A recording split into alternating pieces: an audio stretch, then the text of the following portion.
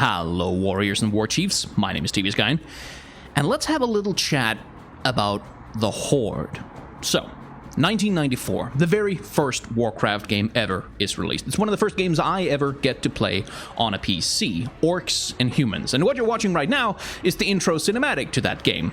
If you can believe it. Back in 1994, this is what Blizzard's cinematics looked like. This is not a screensaver, this is the opening cinematic to a video game.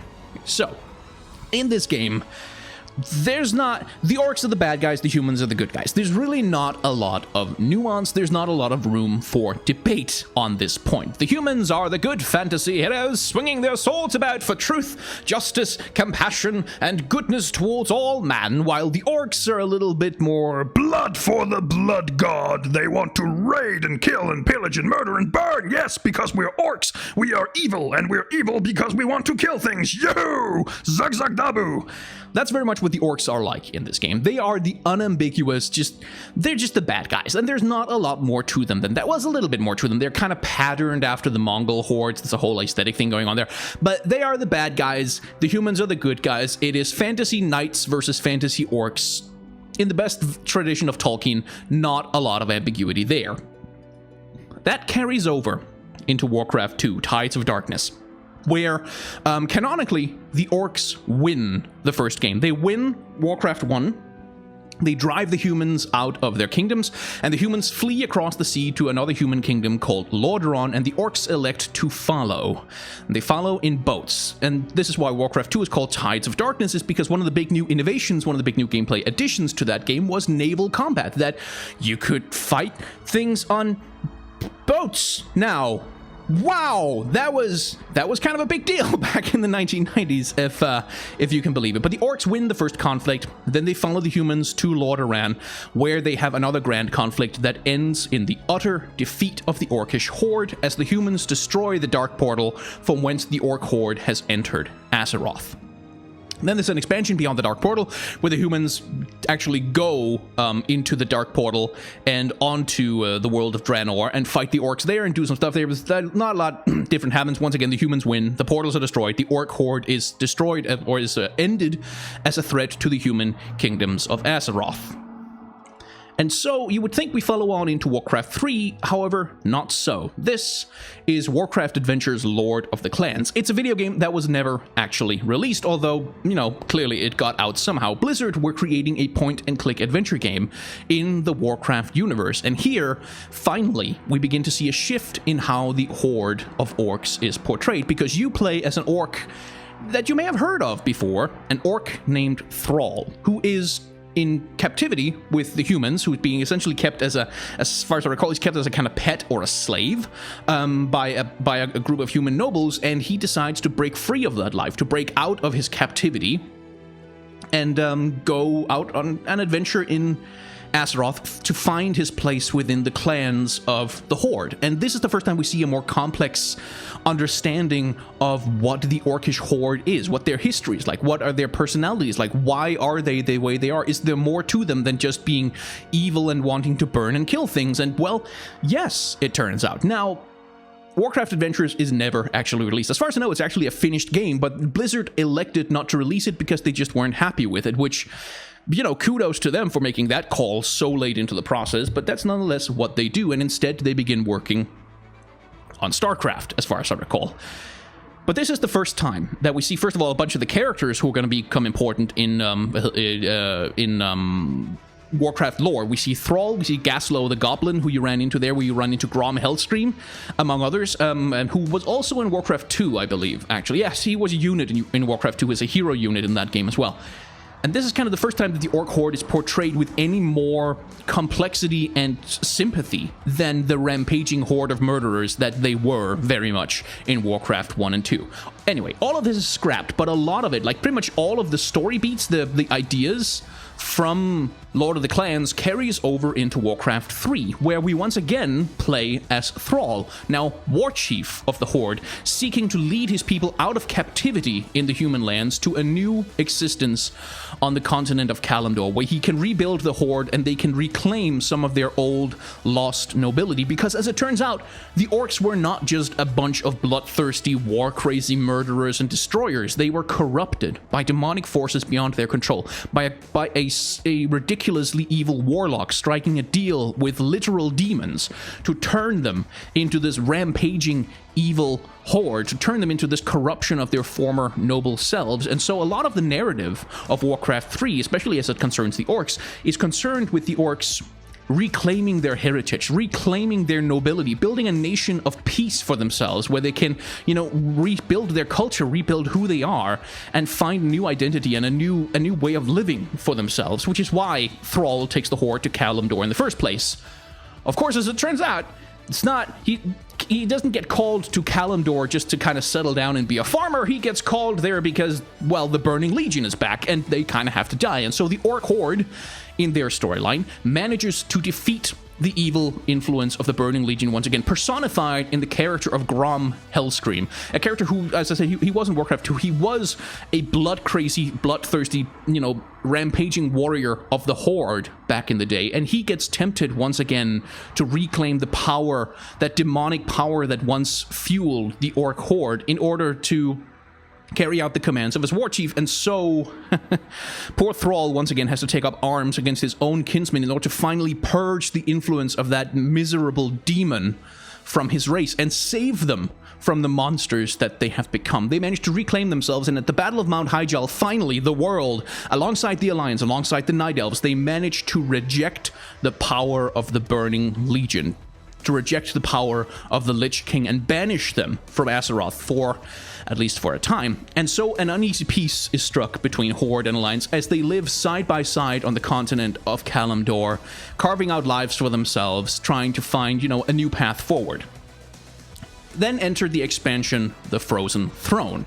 And here, the undead faction that was introduced in Warcraft 3 has kind of a similar story progression, because in the character of Sylvanas Windrunner, who is a character in Warcraft 3 who's corrupted by Arthas as he destroys the Elven Kingdom of Quel'Thalas, is that what it's called? I can't remember.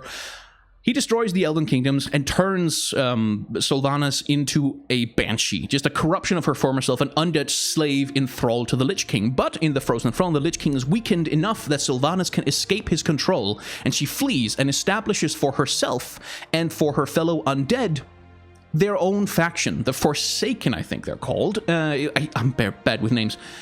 A faction for themselves, where they can be free of the influence of the Lich King, where they can build a future and self-determine who they want to be as undead in this, in the new post-Lich King world. Or not so much post-Lich King, because Arthas goes and becomes the Lich King, and then it's like a whole thing. Anyway, point is, Sylvanas kind of undergoes a similar level of development from just, pointlessly evil undead thrall into someone who has a level of agency, who has the ability to take control of who they want to be, who isn't just defined by their history. Or at least that's how I read that storyline in the Frozen Throne expansion. Corollary to that, we also have the Founding of Durotar custom campaign that Blizzard put out, in which the orcs and the Alliance are living sort of an uneasy peace, but nonetheless a peace on Durotar, but then the fleets of Lordaeron arrive from across the sea, led by Admiral Proudmoore, Jaina Proudmoore's father. And we took a look at that when we looked at the Warbringers cinematic for Jaina. We talked a little bit about that history. He arrives and he brings the old wars back to Durotar, but his war is outdated. Like, his view of the orcs, his view of the orcs as this rampaging, evil, irredeemable horde is outdated. And Jaina knows this, but he comes to bring war. He will not hear reason, and he's a threat to the kingdom of Durotar, and so he must be destroyed. Jaina elects to stand aside as Thrall, in yet another rejection of the violent past of his people, defeats Admiral Proudmoore and, refutes this idea that the Horde is nothing but bloodthirsty maniacs. No, we have a right to exist. We have a right to be here because we're not just monsters and villains. We are not just creatures that must be destroyed. We have a right to exist, damn it. And Admiral Proudmoore is very much the villain of that story. So, I have not played World of Warcraft. I think I've said that multiple times before. I haven't played World of Warcraft. I just didn't have the money and the time to invest in it back when it was released. And at this point, there's frankly too much of it. Good lord. I wouldn't even know where to start. But I have followed Warcraft lore sort of from the sidelines for the last 15 years. I've kept up with the expansions, like known, okay, Illidan is dead, the Lich King is dead, Deathwing came back for a time, then some of the orcs time traveled, and Garrosh Hellscream turned out to be a complete dick.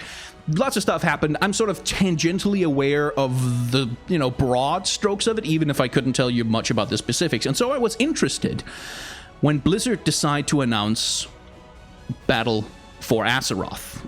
I have those tabs in the wrong order.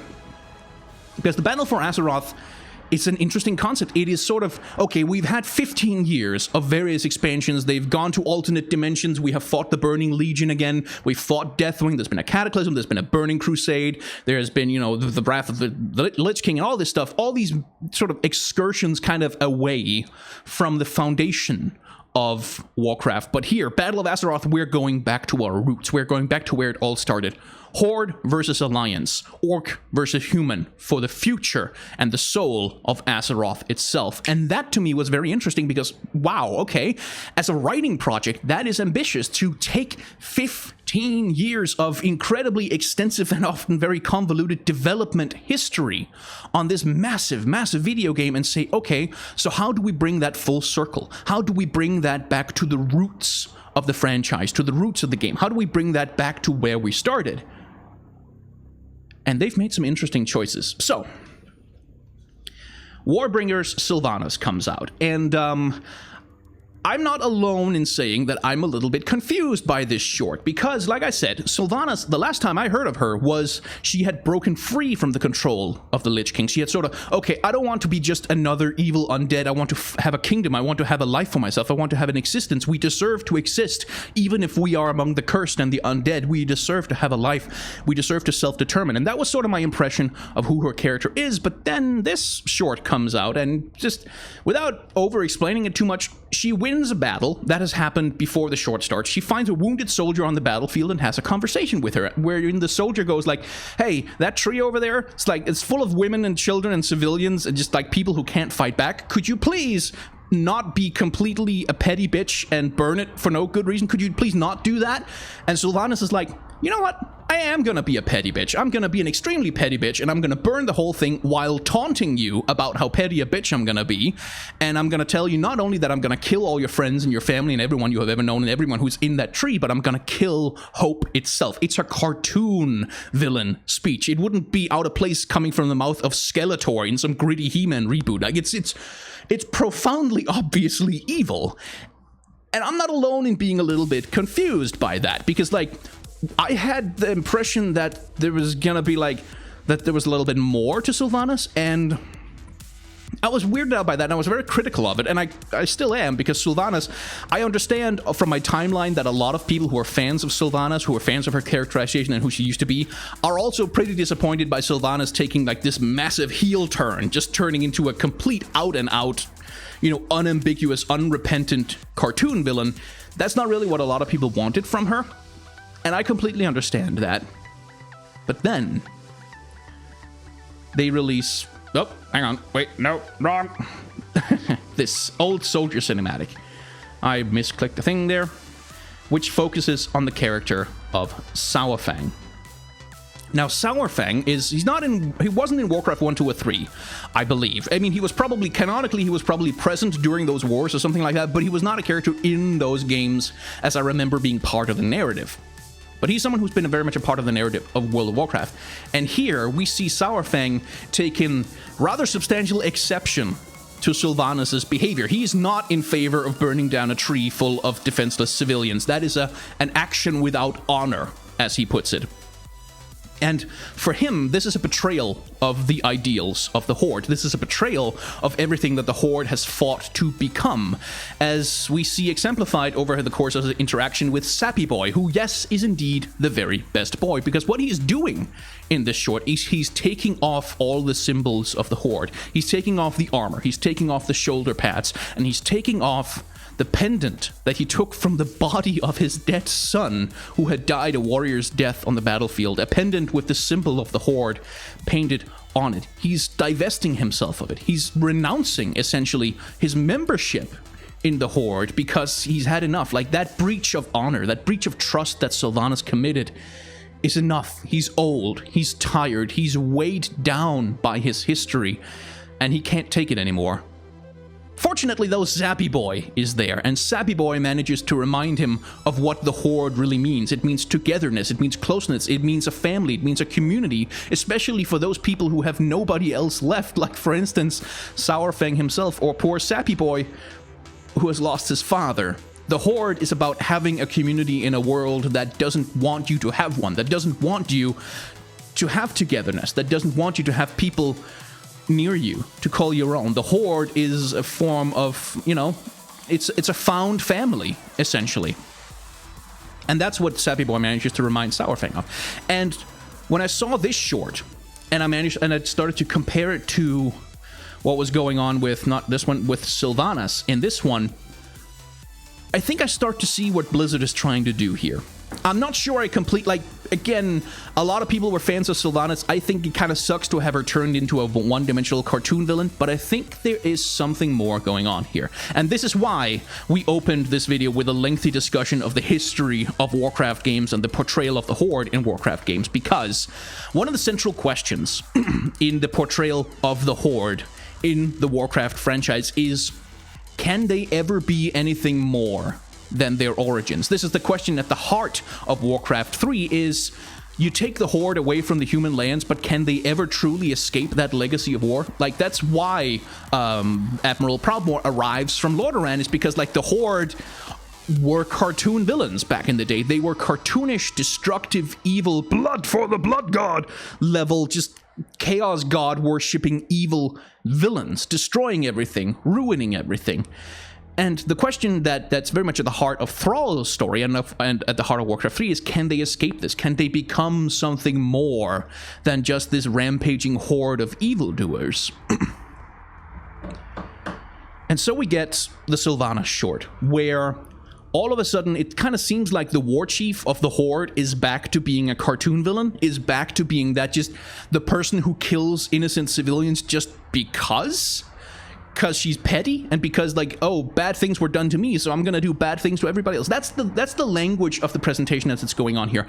As the Night Elf asks Sylvanas, why the hell are you doing this? Sylvanas leans in and whispers to her, and we transition into this scene. This is the fall of the kingdom of the Sun Elves and the invasion of Arthas, as he destroys the Elven kingdoms and corrupts the Sun Well and turns Sylvanas from a noble elf into a corrupted banshee. This is her moment of origin. And so what the film language of the short is telling us is that, why is Sylvanas burning down the tree? Well, because this was done to her. This is her reasoning. This is what's in her head. This is what drives her to take that action. That's why you have the flashback, is to explain what happens in the present.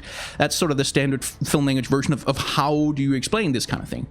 And that to me kind of sat weird, because, like, but the Night Elves had nothing to do with that. Like, they were literally on another continent, not even knowing that it was going. What were they supposed to do? The Night Elves had nothing to do with it. They didn't enable Arthas.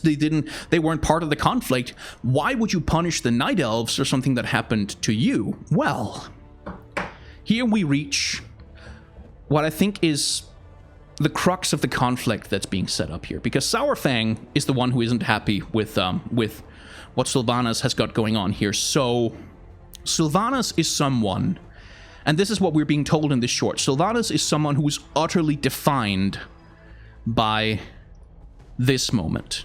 The moment of her origin, the moment she was transformed from a noble elf into a corrupted banshee. This is her defining moment, her origin story. The moment when she became Sylvanas Windrunner, undead banshee. This is what defines her. This is what drives her. This is why she does what she does. This is why she sets fire to the tree. This is why she's petty. This is why she's cruel. This is why she is who she is. She's defined by her origins. Saurfang, on the other hand, Saurfang isn't defined by his origins. His origins are probably as a member of the original orc horde, corrupted by the gods of the Burning Legion as they invaded Azeroth. Maybe not. I mean, maybe you know the lore better than I do, but whatever his origins are, they are not what defines him in this short story. It's not about how he was created into being who he is. It's about the weight of history bearing down on his shoulders. It's about all the battles that he has fought. It's about all the campaigns, all the desperate last calls, all those desperate last stands. It's about the death of his son on the battlefield. It's about all the things that have happened to him, about the history of the Horde, the history that Sylvanas betrays when she sets fire to a tree full of innocent civilians. All of this history is what defines Saurfang, and the weight of that history is nearly crushing him when Sappy Boy reminds him of what that history really means, of the importance of that community, the importance of the Horde, not as a rampaging, mass of murderers just tearing across the continent, but the Horde as a group, as a family, as a people. He's defined by his history. The history, that long history that started way back with Warcraft 1, Orcs and Humans, up through Warcraft 2, Lord of the Clans, which was never released, Warcraft 3, all of the expansions, all of that long history of complexity and emotional development and consequences and loss and pain and grief and joy and sorrow, all of that is what defines Saurfang as a character, the totality of his history. Sylvanas, however, is defined entirely by her origins. And I think that is kind of what's at the heart of the Horde in Battle for Azeroth. Can you be more than your origins? Can you be more than that cartoon villain Horde that you used to be back in the day? Can you avoid just going back in time and, like, if we're going back to the roots of Warcraft, if we're going back to Horde versus Alliance, do we then have to go back to the Horde as the villains, the Horde as the bad guys, the Hordes as the evil ones? Is that all that's left to us as an option? Or can we have a Horde that is more than just its origins, which is instead defined by its history? Now, I don't begrudge anyone who's kind of annoyed, good lord, at what they have done with Sylvanas Windrunner, but considering it in this light, considering from this perspective of the question that has always been at the heart of the Horde, of origins versus history, of whether you can transcend where you came from and become something more, become something better. That's an interesting perspective to me. That's an interesting approach. And if Blizzard managed to execute on this, then I do think that Battle for Azeroth can be a worthy successor, perhaps a conclusion. We don't really know what the plans for World of Warcraft are, to that Warcraft storyline, to finally answer the question at the heart of, the Orcish race since the very beginning. Can they or are they ever going to be more than just a bunch of screaming cartoon murderers? So yeah, shoulders off for Saurfang, I guess. And Sappy Boy is the best boy. Anyway, that was a long-winded rant about the history of Warcraft as it relates to the way I think the Horde is being characterized in Battle for Azeroth. Like I've said, I've not played World of Warcraft. If I miss out on a whole bunch of details and nuance and stuff about Sylvanas' characterization and what led her to become who she is, and like it all makes sense if you know all of the backstories and the novels and the lore, and you played that high-level raid in that one expansion once upon a time. My apologies, I have not had the opportunity to do those things, and reading over the Wikia is about the best I could do, and that thing is just giant and full of stuff I don't understand. But if you like this video, you should feel very free to click the like button down below. That is what it is there for. You can also subscribe to the channel. Just click the subscribe button if you want to pretend to subscribe, and then click the bell next to the subscribe button if you want to actually subscribe. I don't know why it works this way, but it's just YouTube is what YouTube is. If you are so inclined, I do have Patreon, and if you have $1, just like $1 is a tremendous gift to me. If you have $1 that you don't need, that you're willing to part with, then I could very much use that $1 to pay my rent and buy food and occasionally have some new clothes. It's nice. I mean, it's summer right now, so I'm mostly not wearing a lot of clothes, so don't worry about that right now. But come winter, it's going to be very cold, and I would like some warm socks. So if you have $1 that you can spare, patreon.com is where you can help me out with that. If you don't, of course, that's completely okay. Every $1 I get is a gift, and I don't begrudge anyone who's not able or willing to, So don't worry about it.